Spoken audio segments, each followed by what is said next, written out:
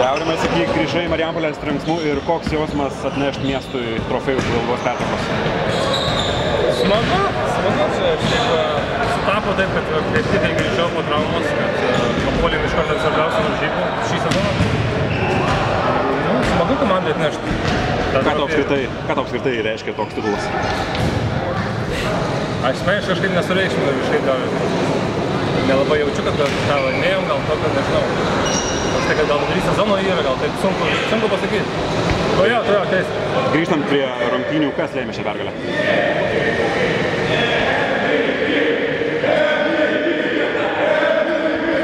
Pergalė? Nežinau, gal gynyba tokia. Gynyba nebuvo. Nežinau, kas dar. Statistikos nemačiau, nežinau, sunku pasakyti. Sirgalių palaikymas šiandien buvo svarbus faktorius? Tai aišku, turbūt pats svarbiausias suveikimą pačiam pasakyti nepasakiau.